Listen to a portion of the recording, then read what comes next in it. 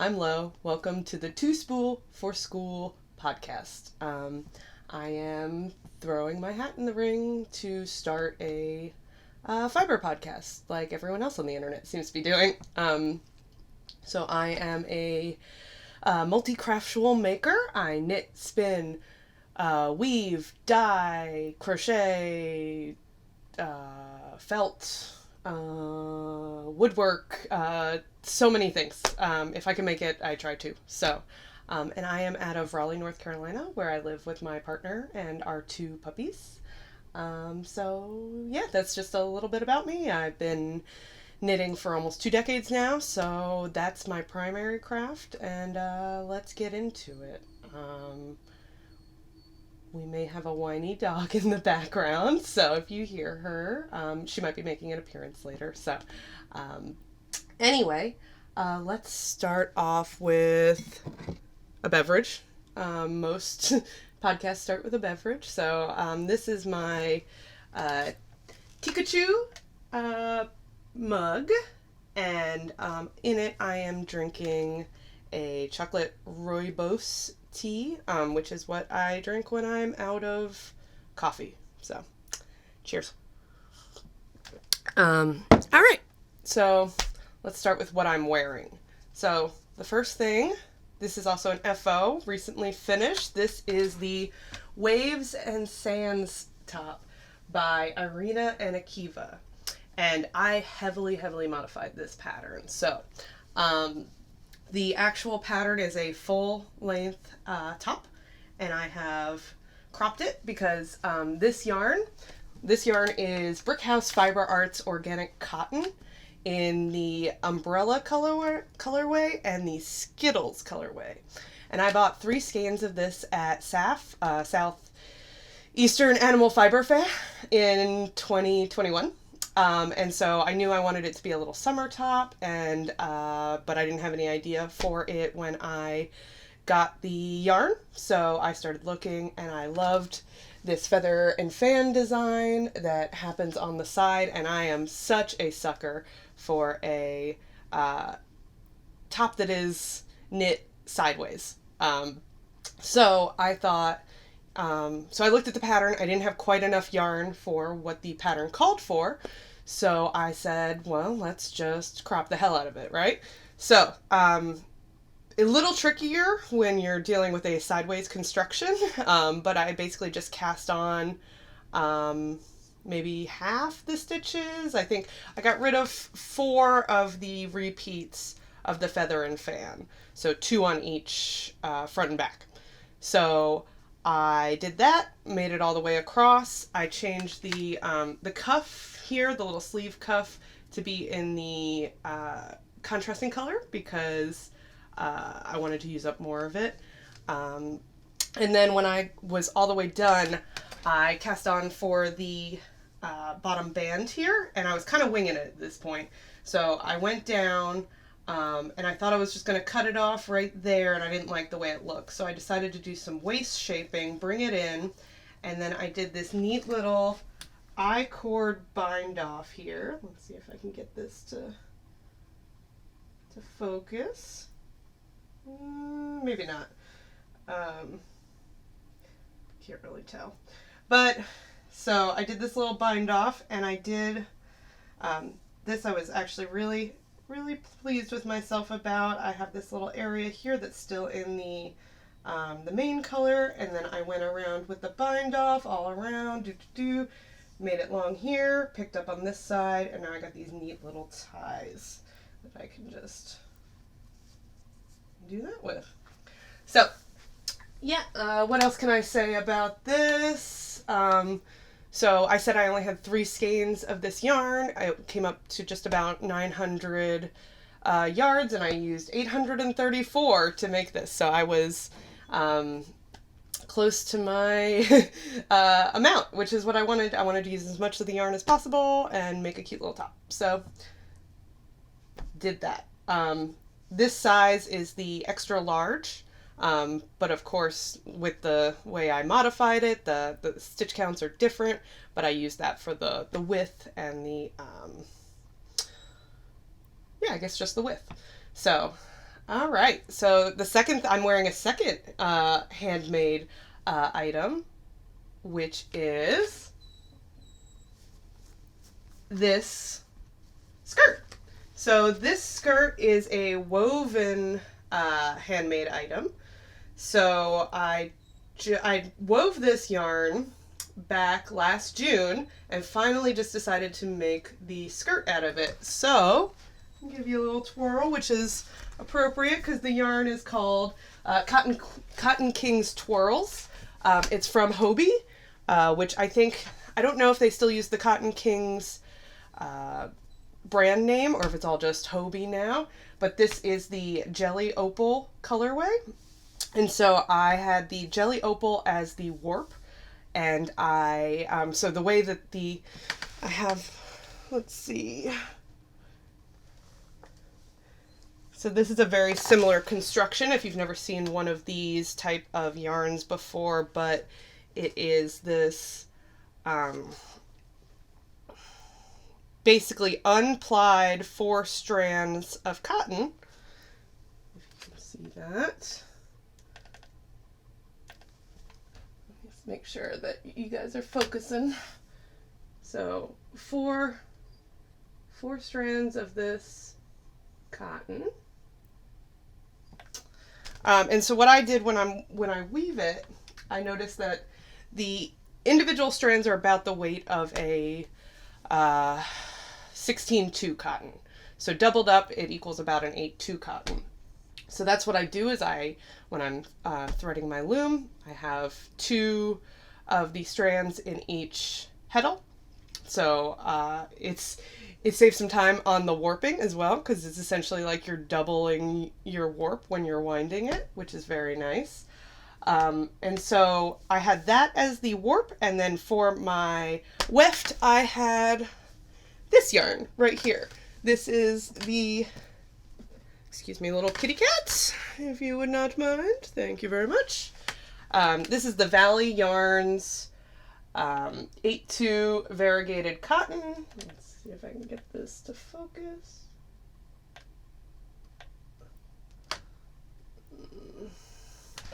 You'll have to bear with me on this whole focusing thing for my first episode. I will figure it out. But anyway, so I used that as the weft. You can go right back up there. You got your space back. Yeah, and so the warp was just one cake. They come in the 200 gram. Where did I put it now? How big are you? Tell me. 200 grams, 800 meters. So one of those cakes, not that color obviously, for the warp, and however much I used for the weft. The final, set was 18 ends per inch. I tried 18 picks per inch. I don't know. I'm a little bit of a heavy beater, so we'll see. But it might not be perfectly, what is that word? Balanced. Perfectly balanced weave. But yeah, I ended up with a 120-inch long piece of fabric and a 21 3/4 inch wide, and I just went ahead and self-drafted a little pleated skirt pattern, and this is what I have left over. This is the little wrinkly, but this is the fabric that I have left over. I was considering potentially doing little patch pockets, but I think that might mess with the pleats on the skirt. So that fabric, it's just going to marinate for a bit. I was thinking maybe I could make it little ruffles on the top of a sock. So we'll see about that. But yeah, that's that project, and that's everything I'm wearing and 2 finished objects. So next thing we're going to go into are other finished objects. So the first thing I'm going to talk about is this. So I have not woven in the ends yet, but it is, other than that, it's finished. This is the Paris in Berlin cowl by Joji Locatelli. And I knit this out of a hand-spun Alpaca Polwarth silk. So the fiber was from, oh, forgive me while I get alpaca fibers all over my lips. So this fiber was from Spotted Circus, and I picked this up also at SAF, actually, in 2021. And this fiber is a 50% alpaca, 30% Polwarth, and 20% silk. And it is so luscious. Oh my goodness. This feels awesome. So yeah, this colorway was called... Did it have a name? I did not write it down, if it did. But yeah, I got very lucky. While we were at the festival, we had a big group of women that were just hanging out in a cabin for the weekend, and it was fantastic. And I started spinning this right after I bought it, right away. And I didn't really have a plan, but when I got home, spun the two ends of the singles together, and they lined up all color-wise, which I was so happy about. So yeah, that's this finished object. Anything else to say about that? I don't believe so. All right, so my next FO is a Musselburgh. So everyone and their mothers has been making the Musselburgh hats, and I needed a quick, easy project that would be good while I was traveling. So I took some leftover handspun. This was handspun from a shifty sweater that I made last year. And it's all from Merino. It was from a, what was it called? Pieces of Paradise. Little grab bag of fibers from Paradise Fibers. And I just split them up. I'll insert a photo, nope, over there, here. I'll insert a photo over here of how I split up all the fibers. I did a combo spin. And yeah, this was, I mean, the hype is real. Yeah, I had a lot of fun with this. This was, I'll probably be making a lot more of these with leftover handspun or commercial yarn. Now I can't get it back into its little hat shape. Come on, do it. All right. And yeah, so this was the adult medium. So here it is on a head. Oh, oof. Yeah, I think it's pretty cute. I'm pretty happy with it. Wear it the slouchy way. Ooh, big sticking up in the back. Slouch, not sticking up. All right. So yeah, that's Musselburgh. Oh, did I say who this was by? It's by Ysolda Teague. But I feel like everyone knows that at this point. All right. So those are all my FOs. A little hard to decide what are FOs when you're just starting your podcast, but those are the things that I've finished in the last month or so. So we'll move on to whips. So let's see.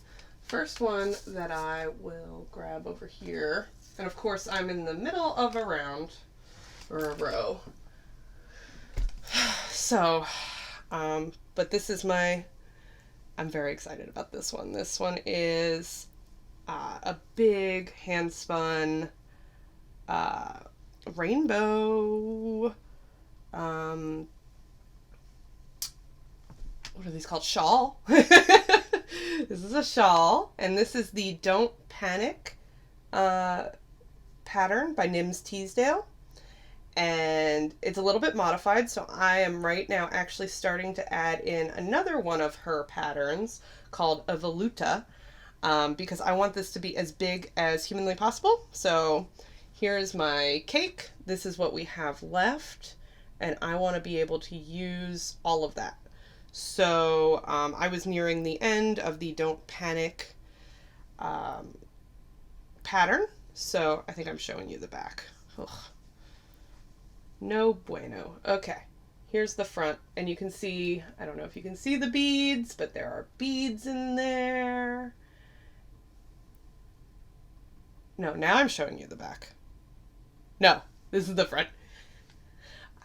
I'm going to get this down one day. So, and here's that center part that you couldn't really see because it was all scrunched up. But anyway, so this, like I said, is hand spun.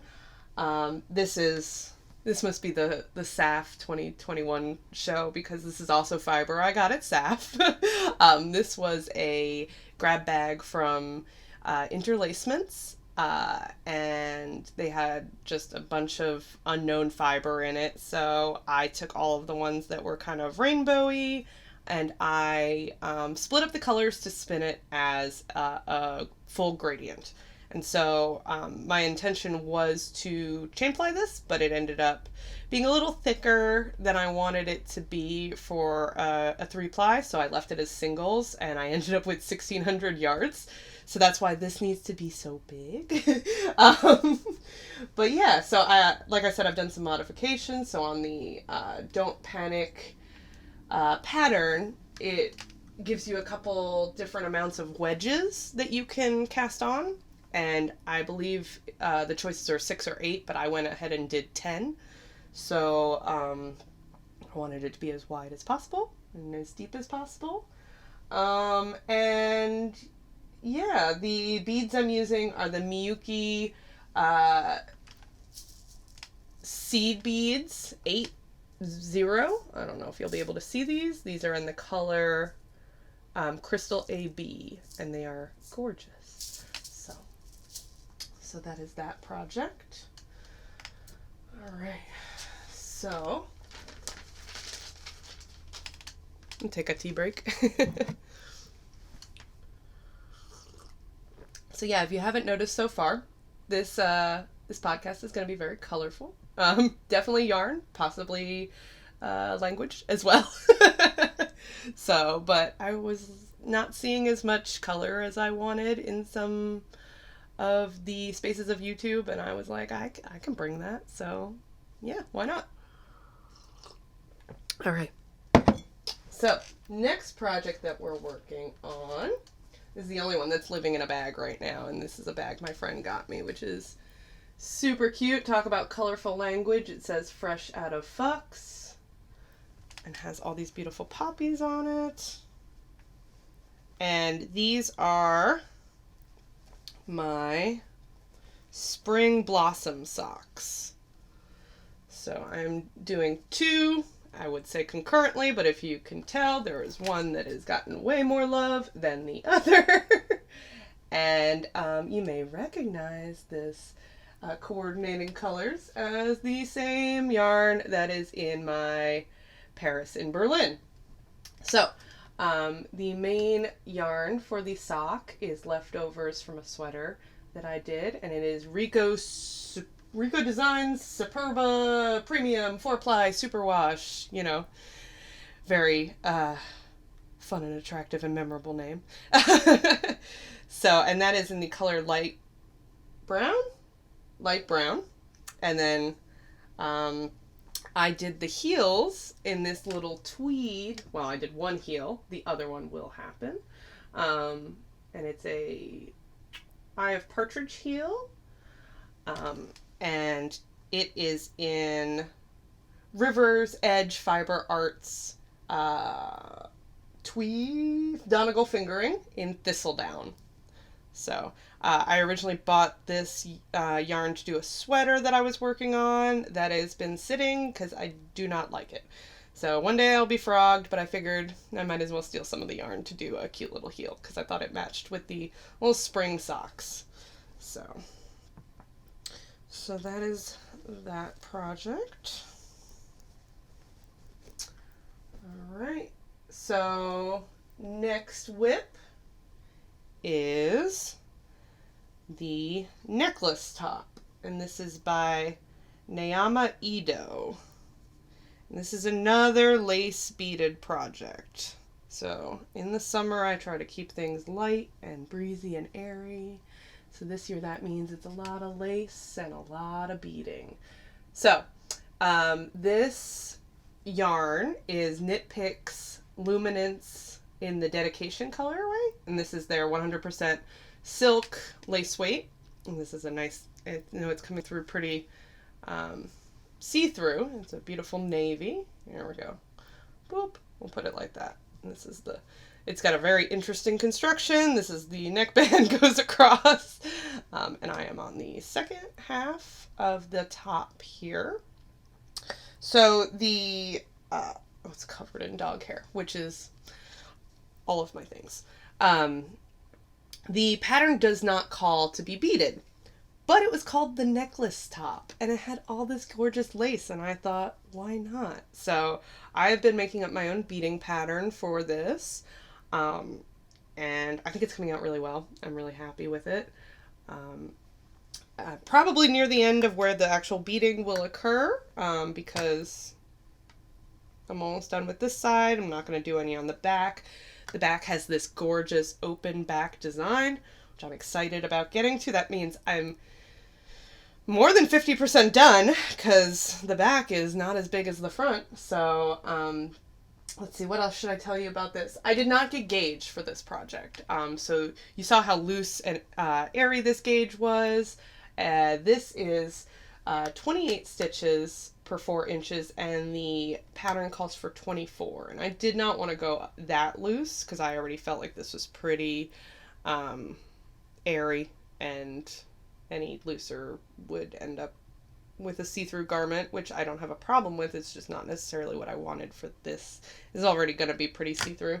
So I decided to cast on for the 52-inch bust size, and with my gauge that should give me closer to the 48-inch bust size. And I have a 44-inch bust, so that's going to give me about 4 inches of positive ease, which will, yeah, I think that'll work. So yeah, whole project knit on size 3 needles, so I'm surprised it's going as quickly as it is, but I have been, honestly, that took my mojo from the shawl. The shawl was my during the day project, and yeah, that necklace top has definitely stolen its thunder. So hopefully I have that done soon. I want to be able to wear it.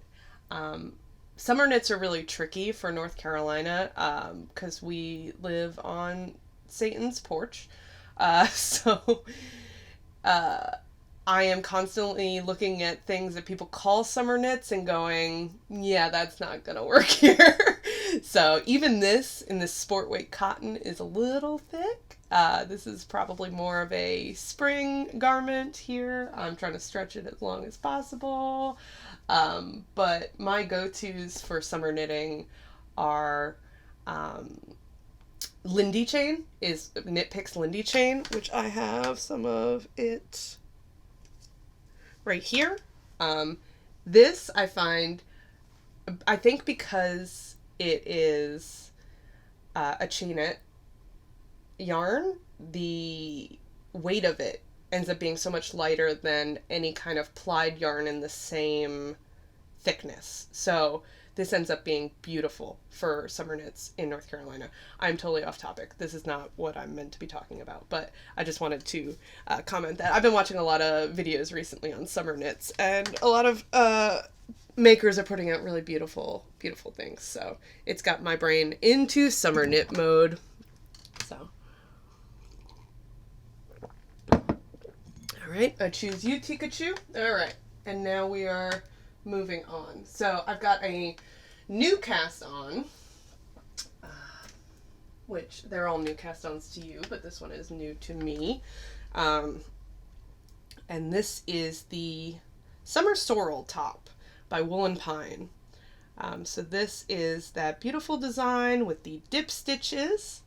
And so I've got a few rows of those going so far, if you can see right there. And this yarn is Space Cadet yarn, and the base is Maya, and the colorway is Zazzle. And this I got on on the Chicago Yarn Crawl. I went to go visit a friend in Chicago in 2019, got to do the Chicago Yarn Crawl, which is probably one of the most fun times that I can imagine. Chicago's got amazing yarn shops, and there's amazing food and breweries around while you're in between shopping, so do recommend if you're ever in the area at the time. So I forgot which shop I got this from, but it was on sale, and I'm a sucker for sale yarn. Bought it not knowing what to do with it, and it marinated in my stash for quite a few years. When I finally thought, so it is, let me tell you about the yarn. It is a 80% bamboo, 20% superwash merino. So I had thought I wanted to do like a lightweight spring sweater, but then I was like, no, this, bamboo with just a little bit of wool, perfect for summer knits. I hope it doesn't prove, North Carolina doesn't prove me wrong, but we'll see. So, especially with this fabric, it's so airy right now. I mean, these dip stitches make this beautiful, almost like lace, where you've got these eyelets. And so, yeah, I'm really enjoying this. Just cast this on Friday, I want to say. It's Monday now, so yeah. Played a lot, or knit a lot of this while playing Chocobo Mystery Dungeon this weekend with my partner. So, which has this really fantastic co-op in it that works really well for me, because you're not, as the second player, you're not constantly on. You just go into the dungeons with them, and then the first player does all the kind of management and the moving around. So anytime we would leave a dungeon, I could pick up my knitting and then just be ready for the next dungeon. So yeah, so that's that. The last, nope. So now I've got two more whips. One is a weaving whip, and I will insert photos or videos over here of my project. This is fabric that I am weaving for the Ava sundress. So the yarn is, again, the Hobie yarn. This one is the Black Friday cake in color 8. And this is from 2020 Black Friday. So I used two cakes of this to wind the warp, and I held them together and wound it together so that the gradient would go across the whole warp. And I am weaving this in an M's and W's pattern on a 2-2 twill. It's a blast. I'm having like a really good time weaving this. It took me, this is the longest project that it took me to get on the loom. I had taken 3 days off work, and it took all 3 days. And I did not expect that. Thought I was going to take my little craftcation, I was going to get a ton done, and I spent the whole time dressing the loom. So, but I am, for the weft, I am using an 8-2 cotton, it's behind you, in Silver Birch. It's just I didn't want the weft to compete with the warp. So I have, so similar to the skirt I'm wearing, I took the Hobie yarn and I am split the plies. So every heddle has 2 of the plies. And I am weaving this at a 20 ends per inch set, because I'm doing a twill. So I did 18 for this tabby, trying 20 for that twill. So far it's coming out with a really nice fabric. I didn't sample because I am a monster. And yeah, so it's going to be, after it's woven, it will be constructed into the Ava sundress, which I will insert. One day I'm going to get the side. I will insert a picture of what that dress is over here. It's a free pattern from, let me see, Dolan Bliss O'Shea. I found this pattern a while back. I am a sucker for free sewing patterns. And yeah, so I did a little mock-up of the bodice. I didn't bother doing a full mock-up, which I hope doesn't come to bite me in the ass, but we will see. And yeah, that's my weaving project right now. So last thing that I have in process is a spinning project, and it is this guy. So this is a South Down from Hilltop Clouds Farm. Hilltop Clouds? Yeah, no, they're not a farm. I'm so used to spinning fibers being a farm. So, and this is my first bobbin, and here is the fiber. So this is my first time spinning South Down. I heard it was very good for socks, so that is what I will be, that's what I'm spinning for. Wow. Along with sheep, it also has low hair and dog hair, so yeah, I'm spinning, this is a fractal 3-ply for socks. Not much more to say about that. Alright, so yeah, that is all of my stuff. I have some fabric out here that I am getting ready to sew on, so I guess this is future projects. I have this beautiful ombre stripes jersey. If you could see, let me fold it out a little more so you can see all the colors. Ta-da! It's all rainbows, all month long here, obviously.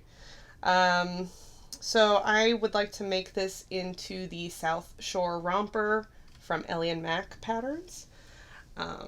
So I have today off, thanks to Juneteenth.